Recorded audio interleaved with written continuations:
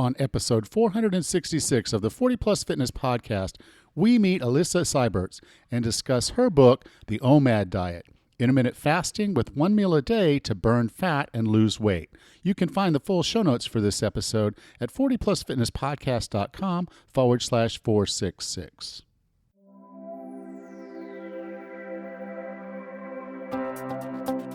Have you decided you're ready to make a change? To reclaim your health and fitness?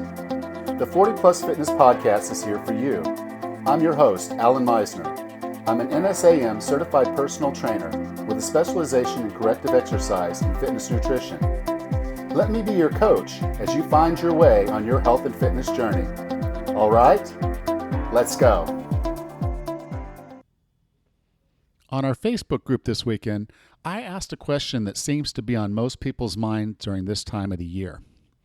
Are you thinking about those extra pounds you put on during the holidays? It's okay. It happens to the best of us. But the more important question is this: where are you in the stages of change? The stages of change is a model developed by Drs. Prochaska and DiClemente to describe the mindset necessary to experience change. It includes pre-contemplation. This is where you're not even aware there's a problem. Now, if you've been thinking about it and you're listening to this podcast, you're probably not in this stage. The second stage is contemplation. This is where you're aware that there's a problem, but you don't really know what to do to properly solve it. The third stage is preparation. This is where you're developing a plan of action, and this is where I find a lot of people get stuck. The fourth stage is action, and this is where you're actually getting things done. And then the fifth stage is maintenance, and this is where you've succeeded in solving the problem, but you may even be considering if there's another problem you need to solve, if you need to push further or you need to stay in this area. So of these 5 stages, it's my experience that most people spend almost all of their time in the contemplation and preparation stages. If this is true for you, I want to chat with you. I'm in the process of launching my most ambitious weight loss program ever. I'd like to see if you're a candidate for my beta group at a significant discount. Email me, Alan at 40 Plus Fitness Podcast, and we can get together and decide if you're a good candidate for this new program I'm launching. So if you find yourself contemplating and preparing but not really getting things done, go ahead and email me, Alan at 40plusfitnesspodcast.com. Raz, how you doing? Great, Ellen. How are you today? I'm doing well. Good. We're pre-recording these intros and outro conversations now because we want to take a break at the end of the year. And so actually while I'm recording this, I'm in a town in Panama called Boquete. It's in the mountains. So it's moderate temperatures. A lot of expats people that want to come down here and live, they like this region because it's really cool and comfortable and it doesn't get too hot. And you're about an hour or 2 hours, about 2 hours away from beaches if you want to go see some Pacific beaches. So a lot of people like living here. And so we've been talking to a lot of expats and they call themselves expats. We're immigrants, but I won't let that definitional term really bother me too much. But so we've been spending some time here. We went to a coffee farm yesterday and went through the whole process of how they make coffee. From start to finish, to picking beans to all the way to grinding them, when you're done, Neat. toasting them and all. So it's pretty cool. So are you a coffee drinker? Oh, I am. Yeah. Nice. In How's fact, it taste? as soon as we get off this call, I'm going to go back to the dining table because we're recording this around breakfast time. Tammy's having her breakfast right now. I'm going to go get some more coffee because it's Nice. wonderful around here. Oh, that sounds so wonderful. I'm a big coffee drinker too. I love trying all different types of coffees, and that would be really neat to see it all in action like you just did. Yeah, we I bought a pound of this what they call double roasted. Which is basically where when you roast it, I guess it's similar like making popcorn, I guess is the analogy she uses. It pops the beans as you're roasting them, beans pop. And so what you want to do to get to a medium roast is literally just get to the point where all the beans have popped once. And that's I like the medium roast. And so what you can do, I guess, is you go to a point right before they crack and then you let them cool off. and then you go and roast them again. So that's a double roast to get to that medium. And so I'm interested to get back and grind some of that up and try that Yeah. tomorrow. I mean, Neat. well, next week. But so yeah, I bought that. She said, after you have this, you won't like any other coffee again. So she said, That's so awesome. she's like, you'll be calling me asking me to ship this stuff to you. Uh, Wonderful. That sounds wonderful. yeah, so it's good. Tammy's recovering from her surgery, so Good. everything's good on this side, and we'll spend about another 4 or 5 days here. In fact, as we're recording this, Tammy goes back to see her doctor for her follow up and have her stitches removed. So she's Awesome. on the mend, and then we're going to get back to Bocas and I guess try to open up a bed and breakfast and a gym. So That's exciting. busy Oh, new how year. wonderful. For sure. Sounds like great plans for the next year. How are you doing? Good, good. Getting ready for winter up here. We haven't seen any substantial snow quite yet, but I know it's coming. So just getting out my my yak tracks and my studs for my shoes and all my winter gear. It's gonna be fun. It's gonna be fun. Yep. Yep. I'll be walking the beaches in Bocas about the time you're running with your Yeah. studs through ice and snow. That's Okay, right. okay. I guess each person has to have their own and love what Yep. they have. And Gotta love it. well, bless you, bless your little heart. Thanks. Thanks. I need it. Okay, well, it's interesting because the podcast now has been going on for over 5 years, and I've never covered one aspect of dieting that's called the OMAD diet, Hmm. which is basically a form of intermittent fasting. I would call it intermittent fasting 2.0. It's a little bit more extreme than just standard intermittent fasting with one meal per day. And so let's go ahead and start this conversation with Alyssa. Our guest today is a freelance journalist and copywriter with an expertise in health, nutrition, fitness, and food. She is a frequent contributor to Woman's World and First for Women, the top 2 retail magazines in the U.S., and is the food editor at Closer Weekly. She has written for AllRecipes.com, Whole Foods Magazine, and various global wellness brands. She is a certified Zumba instructor and enjoys hiking, snowboarding, and trying new recipes. With no further ado, here is Alyssa Sybertz. Alyssa, welcome to 40 Plus Fitness. Thank you so much for having me. So, it's weird. I've had this podcast for 5 years, over 5 years now, and I've talked about every kind of topic I thought I could talk about. And then I realized, oh, here's a book on OMAD. And I'm like, I've never covered a book on OMAD. Wow. It's called the OMAD Diet, Intermittent Fasting with one meal a day to burn fat and lose weight. And just general admission, I do intermittent fasting all the time. I'm in keto most of the time, and intermittent fasting just becomes natural. There have been a few times where I found that I did only eat one meal.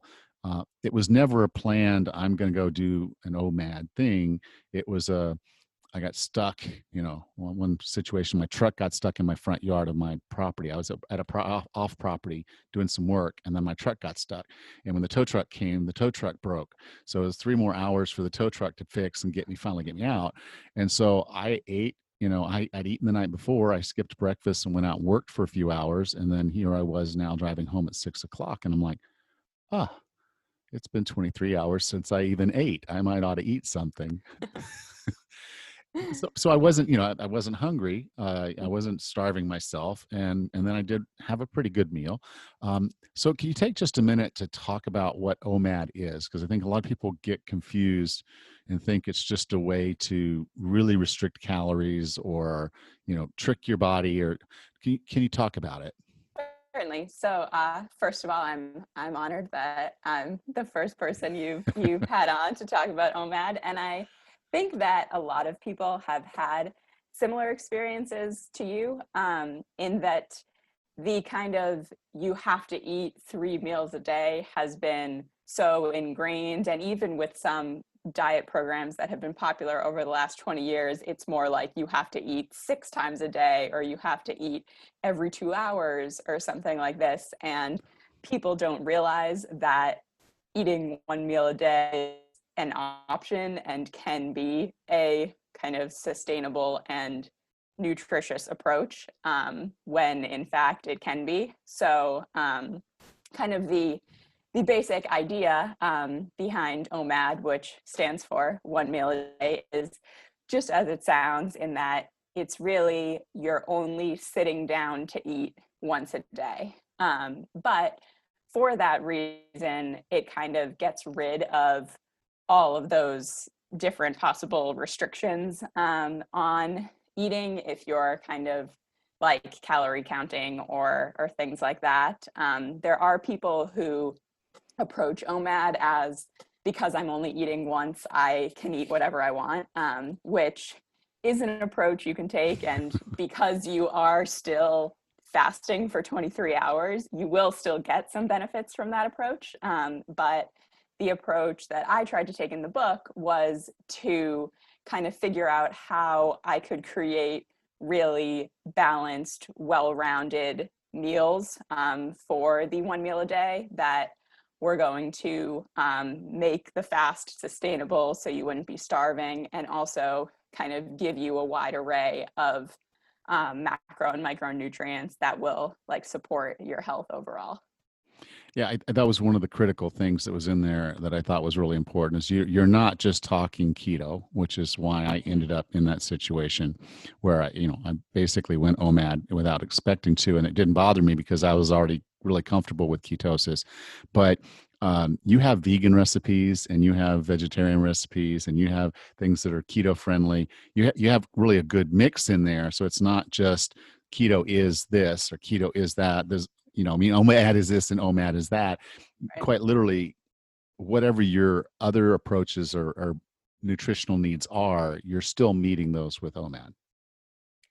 Yeah, it's incredibly adaptable in a lot of ways. One way is that you can adapt it if you are following keto, or if you are on a plant-based or a gluten-free diet. Like, you can do any number of those things, but it's also really adaptable to your lifestyle. So going back to that, like folks who felt like they needed to eat multiple times a day, that can be incredibly stressful on a person with a busy kind of full life, like trying to fit that in. And then if they don't get their second of 6 meals in, they think, oh, well, now today is a wash, like I'll have to start again tomorrow.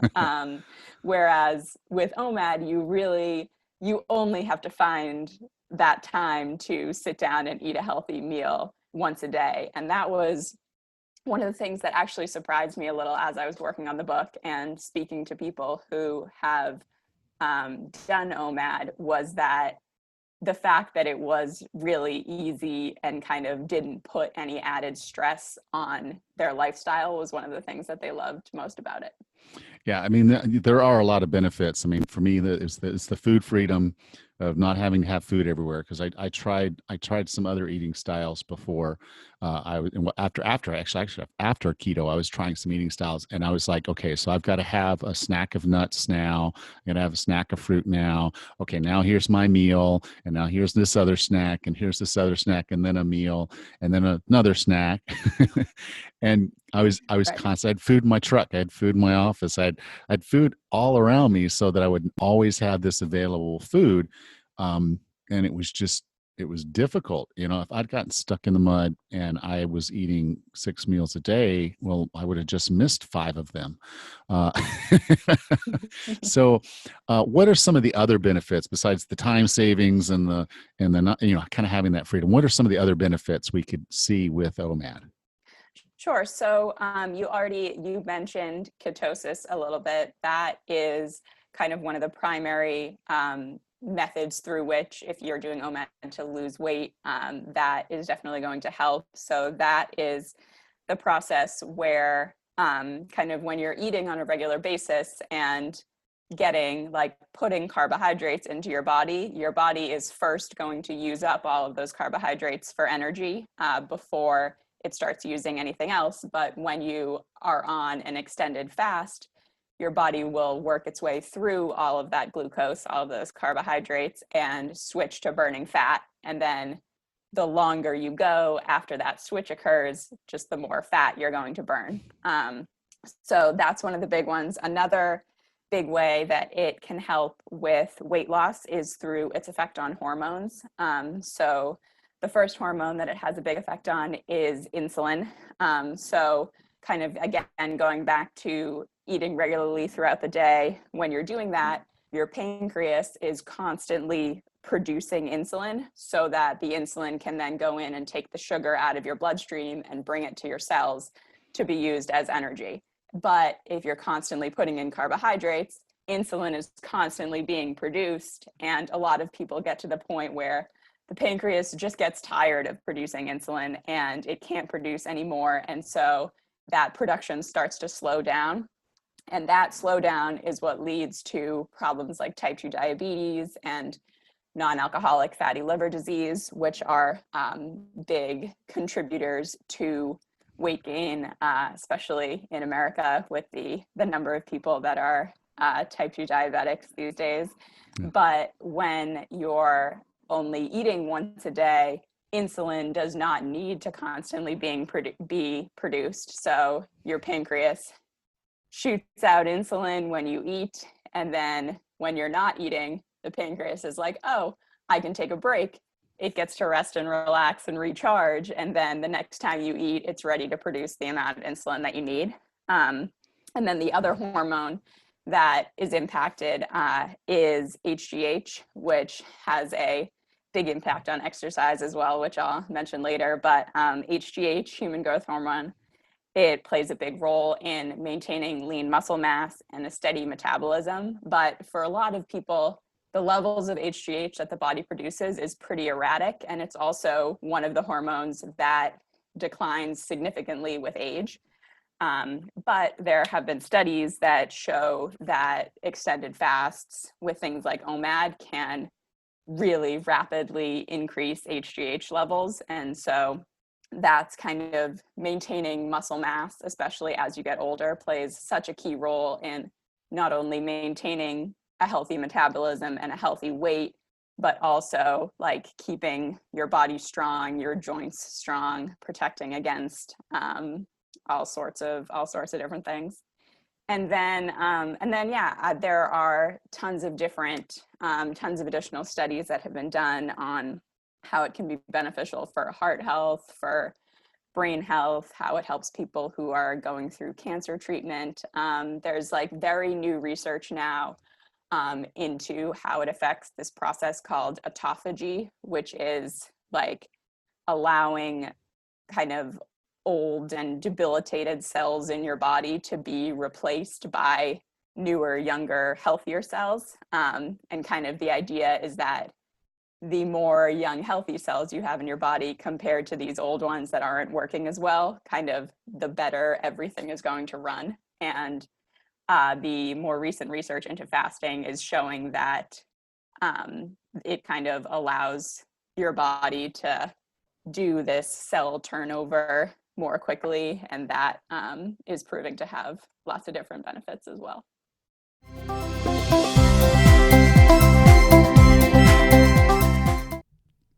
Whenever people ask me who I listen to keep up with what it takes to get and stay fit as we age, to learn new techniques, and to keep motivated, on top of my list is Brock Armstrong, fitness coach and host of the Get Fit Guy podcast. It's part of the Quick and Dirty Tips Network. So in quick, smart episodes, Brock uses step-by-step explanations and scientific evidence to help you move through the world with ease and enjoyment. He covers practical topics like how to train for a 5K, how to walk your way to fitness, and how to make the most of your recovery days. And he'll share tips for applying mindfulness to your workouts, using exercise to sleep better, and creating a top-notch home gym. Whether you want to begin an exercise routine and don't know where to start, or you're looking to shake things up, Brock's tips will help you reach your fitness goals and create a healthy, sustainable lifestyle.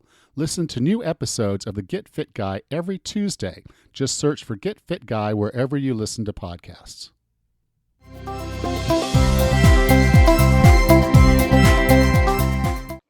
Now, a lot of people, when you say, okay, well, what I want you to do is I want you to have your dinner or have your breakfast, and then I want you to wait 24 hours to eat again. I think a lot of people look at that and say, well, oh my God, my blood sugar is going to drop down to 0 and I'm going to be jonesing. How would you recommend that someone go through and basically get to OMAD, because I think it's a process. I don't really think it's a just, okay, today I'm eating and I'm not going to eat again for 20. Some people can. Don't get me wrong. There's people who Mhm. can, but for a lot of people, it's a little scary to kind of go off that cliff and say, I'm going to do this. For What are some sure. recommendations you have on a good general approach to OMAD? Mhm. Well, first off, you mentioned like, oh, my blood sugar is going to get too low. Like there are a couple people, like couple kind of groups of people for whom OMAD isn't the best idea. Like if you do have low blood sugar and that's a health concern of yours, then it might not be best. But for the majority of kind of healthy people, if you get the okay from your doctor, it's definitely it's not going to hurt you to give it a shot.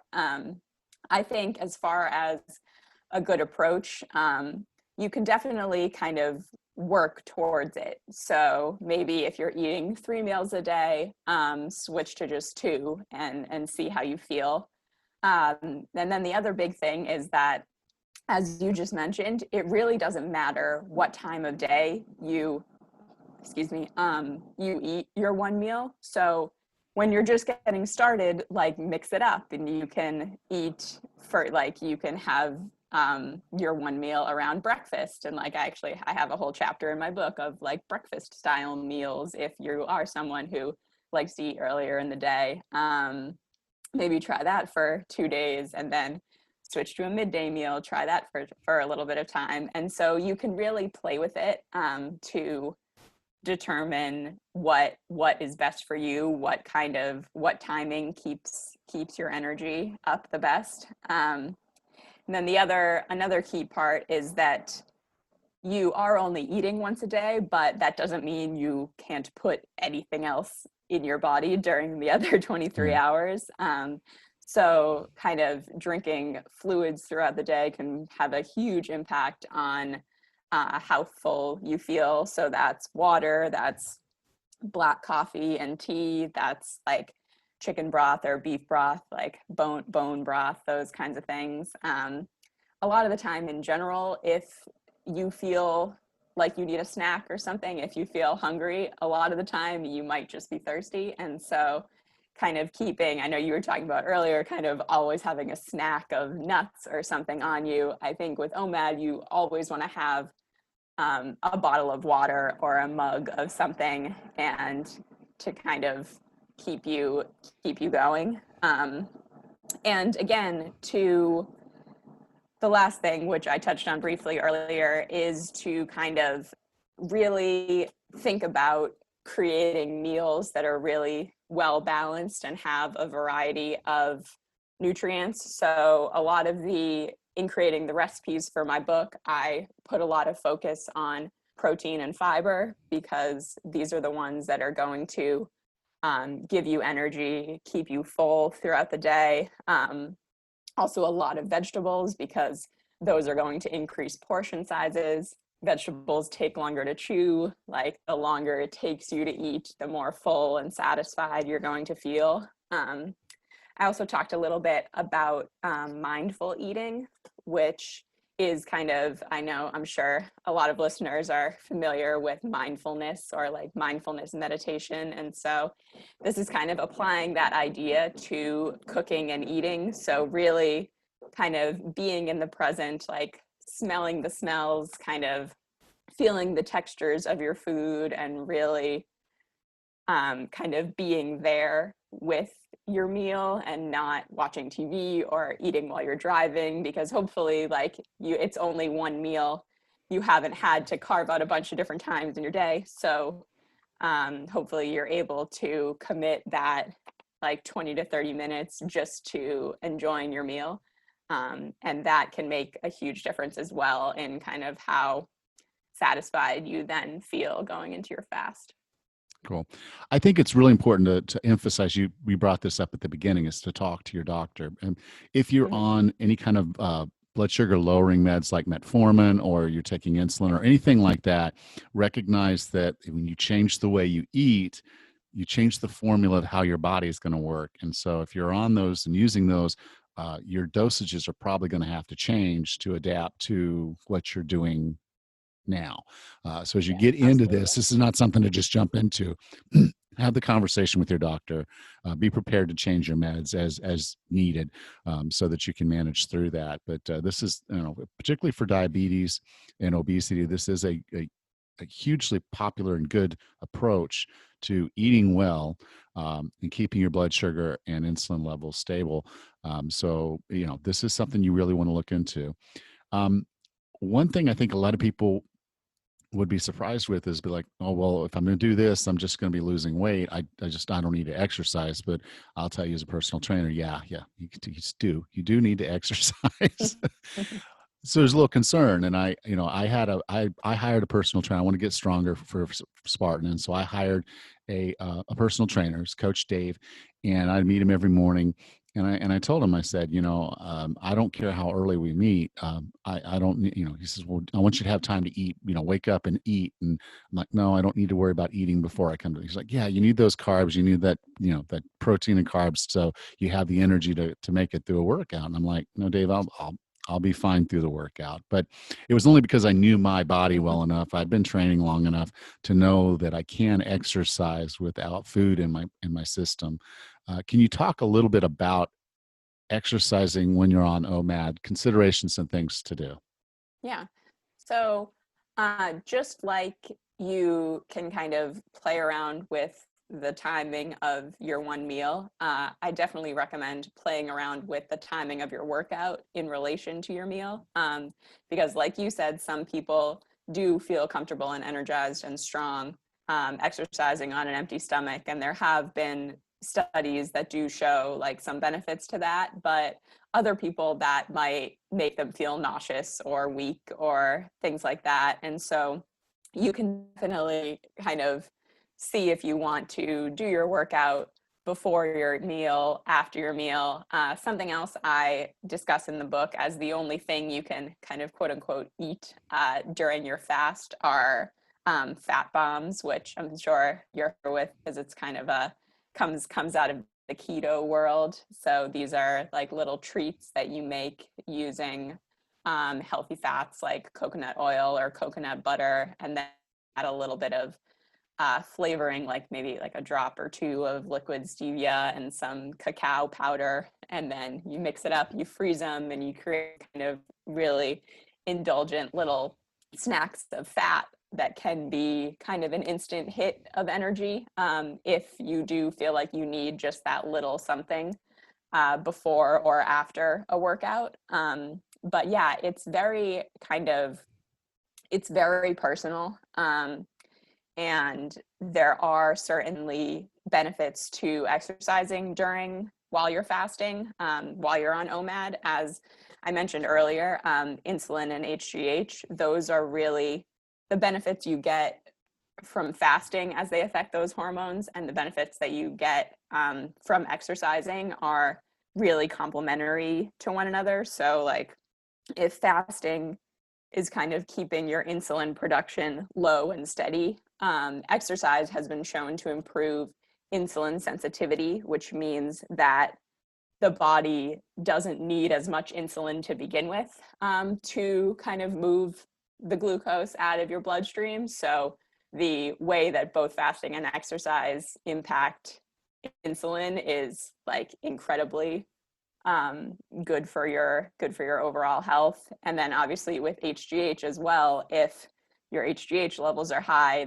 that's kind of allowing you to build that lean muscle mass that you're trying to build through exercise. And then just as the time of day that you exercise is kind of very personal, so is the form of exercise you choose. I think one of the most important things about exercise is that you have to be doing something that you enjoy, because if you don't like doing it, then you're not going to stick with it, and then you're going to feel bad about not sticking with it, and then it's just going to be this cycle of not maintaining your healthy habits. And so I think that any form of movement, whether that's walking, running, biking, dancing, strength training, interval training, really anything that you enjoy and that you feel good afterwards, is a good strategy to take while you're also doing OMAD. Alyssa, I define wellness as being the healthiest, fittest, and happiest you can be. What are 3 strategies or tactics to get and stay well? Mm-hmm. So my first one is one that I just started talking about, which is find activities that are good for you that also make you happy. So the biggest way to maintain healthy habits are to find habits that you actually enjoy doing and that you get up every morning wanting to do, excited to do, because that's kind of, you're much more likely to do those things on a regular basis. You're much more likely to keep them in your life for longer. I'm not a huge fan of like doing something that just because you think it's good for you, but you don't feel great afterwards, or you kind of are, the second you finish, you're dreading the next time you have to do it. Because like you said, happiness is such an enormous part of fitness and wellness that I really don't think these things are worth doing unless you enjoy them. And there are so many ways you can impact your health that in a positive way that you're bound to find at least one that that makes you happy while you do it. My second strategy is to be kind to yourself. So life is busy, it's unpredictable. You could have this set plan of like, you're going to do X workout, you're going to make X dinner, but then your car breaks down and you have to wait for AAA for 3 hours, and then you end up pizza. And really, like, these are things that are not going to derail all of your efforts. They're not things that mean you have to erase any progress you've made so far and kind of go back to start. And so just, I think, kind of giving yourself that leeway to deal with those kinds of twists and turns when they arrive, and really just do what you can when you can and be proud of what you've accomplished, is really, really important. And then my last strategy is to just be outside as much as possible. I know personally, I always feel better about life when I'm outside, and whether that can be something as like walking your dog every day, going on hikes on the weekends, or even just kind of sitting outside for a couple of minutes in the morning while you drink your coffee. I feel like the kind of being connected to nature, even if like you live in a city or something like that, just kind of feeling the fresh air or the sun or like seeing grass or trees just has such a kind of calming, stress reducing effect that really can just take you out of your head, even if it's just for a couple minutes, and kind of give you that moment of feeling refreshed and renewed and also empowered to like tackle anything that might come your way. Thank you. So, Alyssa, if someone wanted to learn more about you and the things that you're doing, including your book, The OMAD Diet, where would you like for me to send them? Sure. So when this goes live, the OMAD Diet will be available for purchase wherever books are sold. It's on Amazon, Barnes and Noble, kind of a lot of different places. So if you search for it there, you should be able to find it. You can also find it and a lot of the other work I do on my website, which is alyssasybertz.com. That's ALYSSASYBERTZ.com. And there you'll find information and links to the book, as well as to a lot of the other writing and stuff that I do. All right. Well, you can go to 40plusfitnesspodcast.com/466, and I'll be sure to have the links there. Alyssa, thank you so much for being a part of 40 Plus Fitness. Thank you so much for having me. It was a lot of fun.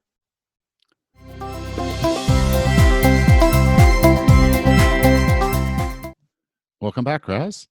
Hey, Ellen. Wow, that was a really, really interesting interview about a whole new way of eating. It's really an interesting concept to just choose one meal per day. There's a lot of things I like about it, but I also have a few questions. Yeah. It's, I've done it before on accident, only because, like my truck gets stuck in the mud. I think I've told this story on here. My truck gets stuck in the mud. I was gone working on a yard, a yard area I owned. I owned some property, worked for the morning pretty hard. And then as I was trying to pull out, my truck got stuck. So I had to call AAA to pull me out of my own property. And their truck broke. Oh, And so gosh. 3 hours later, waiting for a part, getting that fixed. Now, I went fishing because that's why I own the land in the first place. So I'm over there fishing and taking my, I'm fine. I'm not worried about it. But I'm driving back and realizing it's been 24 hours since I had any food whatsoever. Wow. Because when I do my fasting, which I do intermittent fasting almost consistently when I'm in full ketosis, because I'm just not hungry that often. And my goal in ketosis, particularly at the very beginning of it, is to reduce some body fat. So I will skip a breakfast. I still eat breakfast foods when I break my fast, maybe lunchtime or later. I'm not going to get stuck in the whole thing of eggs and bacon have to be in the morning. I'll eat them whenever I want to. But so I've been to a point where I had one meal a day, but I think a lot of people that get into intermittent fasting and OMAD they struggle initially because it is not something you just do. You don't just sit there and say, I had dinner last night, I'm going to wait until dinner to eat. If you're not conditioned and ready for it, you're going to see blood sugar spikes and plummets, and it's not going to be a fun experience. And I think the other thing that a lot of people do wrong with OMAD or with any kind of intermittent fasting is they just don't eat enough food. Food is it's energy, but it's also nutrition.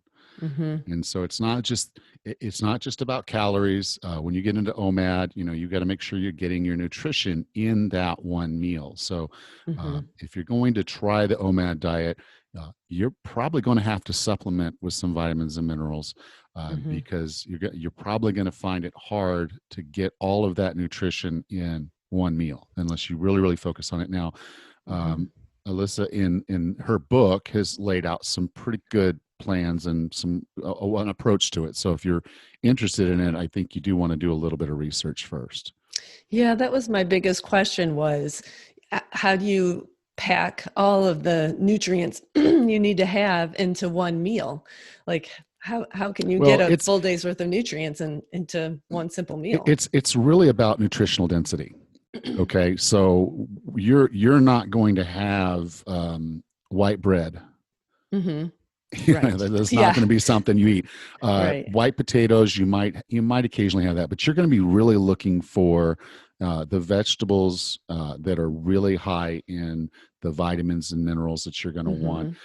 You may, do salt, and you may have some potassium with your so you're looking at what are foods I can have that are going to give me my potassium, what are the foods that are going to give me my zinc, and then iodine and the whole bit.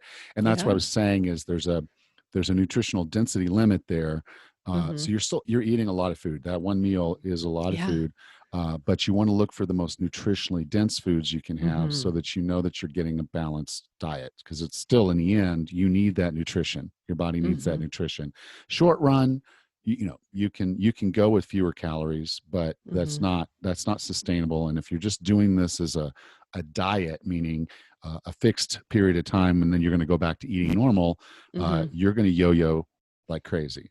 Yeah, it sounds really challenging too. And not to mention that we have so many habits, the morning coffee and an afternoon snack and a dessert after dinner or something, or an evening snack. It's like there's so many habits that are built around our meals that it would be really a big foreign concept just to stick with one meal and Yeah. not have anything else throughout the day. Yeah. Well, my thoughts would be, okay, start with a step away approach, so like with intermittent fasting, if I were coaching someone on intermittent fasting, I'd say, okay, look, you had your dinner at 7 o'clock.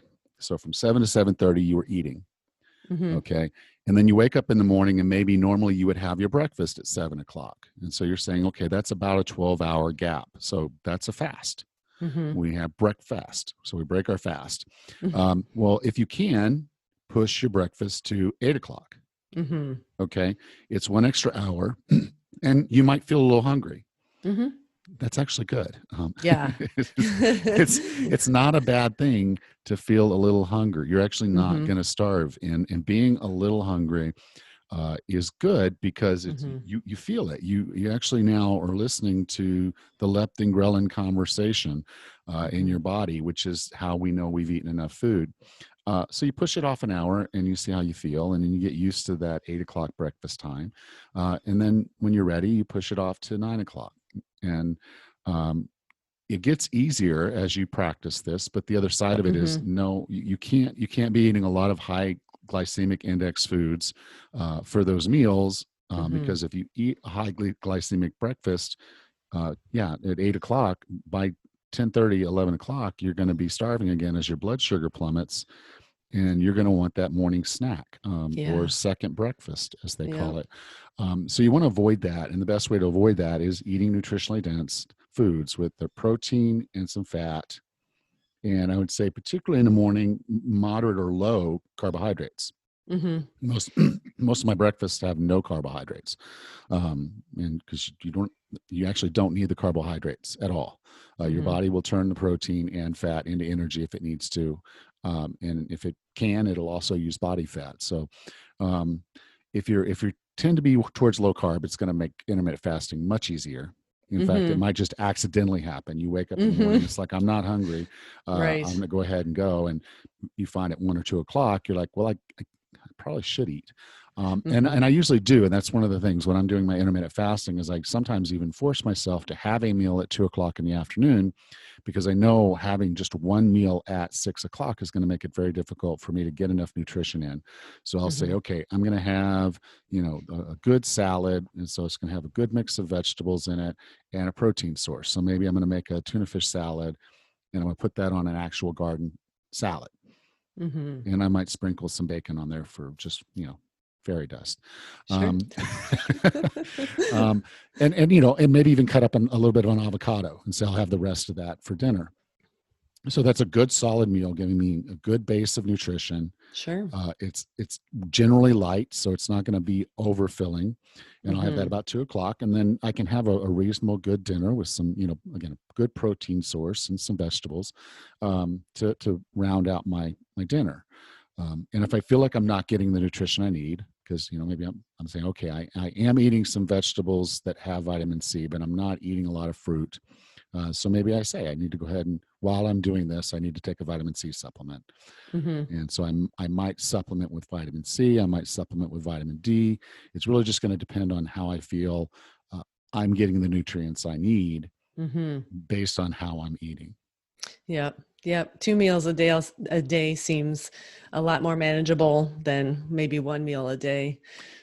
In general, I would agree, but there Yeah. is a lot to be said.